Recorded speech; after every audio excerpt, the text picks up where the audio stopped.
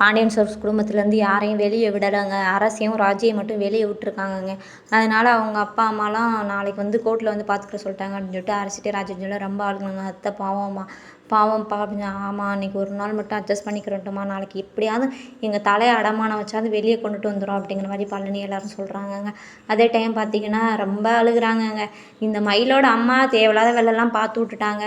அதுக்கப்புறம் பார்த்திங்கன்னா கோமதி அவங்களோட ஹஸ்பண்ட் பாண்டியன் எல்லாத்தையும் வண்டியில் ஏற்றிட்டாங்க. நம்ம கதிர், செந்தில், சரவணன் எல்லாத்தையும் வண்டியில் ஏற்றி இங்கே வந்து ஜெயிலுக்கு கொண்டு போய் போட்டுட்டாங்கங்க.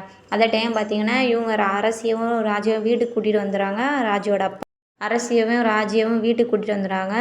ராஜியோட அப்பாவும் சித்தப்பாவும் வந்தோன்னே அவங்க ஊரில் உள்ளவங்களாம் வேடிக்கை பார்க்குறாங்க. அந்த டைம் பார்த்திங்கன்னா ராஜியோட அம்மா, சித்தி, பாட்டி எல்லோரும் வந்து பார்த்துட்ருக்காங்க. பார்த்துட்டு இருக்கும்போது எல்லோரும் வீட்டுக்குள்ளே போய் பேசிக்கலாம்னு சொல்லிட்டு நடந்தது எல்லாமே நிறைய கேஸ் போட்டுட்டாங்க அத்தா அப்படின்னு சொல்லிட்டு நடந்த ஃபுல்லாக சொல்லிக்கிட்டு இருக்காங்க. நாளைக்கு எப்படியாவது கொண்டு வந்துடுவோம் அத்தா அப்படின்னு சொல்லிட்டு பழனி வந்து சொல்லிக்கிட்டு இருக்காரு அவங்க அம்மாட்ட.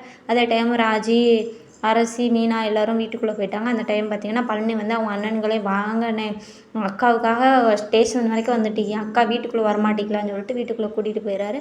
அங்கே போய் எல்லோரும் உட்காந்து பேசிகிட்டு இருக்காங்க. ஒரு நாள் மட்டும் அங்கே வந்து தங்கிக்கிறீங்களா அப்படின்னு சொல்லிட்டு ராஜோட அப்பா வந்து ராஜோட கேட்கல, நாங்கள் இங்கேயே இருந்துக்கிறோம் அப்படின்னு சொல்லிட்டு சொல்கிறாரு. சரி பக்கத்தில் தான் எதுனாலும் கூப்பிடுங்க அப்படிங்கிற மாதிரி அவங்க அப்பாவும் சித்தப்பாவும் சொல்லிட்டு அங்கேருந்து கிளம்புறாங்கங்க.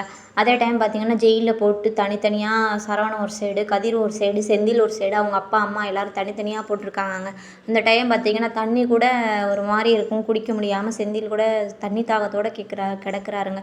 அதே டைம் பார்த்திங்கன்னா நம்ம கோமதிக்கும் ஒரு மாதிரி வந்து தண்ணி எடுத்து குடிச்சிட்டு இருக்கும்போது கிறுக்கிறுன்னு மயக்க போட்டு விழுந்துறாங்கங்க.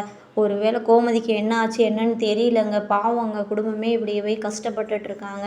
இனிமேல் மயிலோட வாழ்க்கை இதோட மோசமாக தான் ஆகும். சீரியல் நடக்குது, நாளைக்கு பார்க்கலாம்.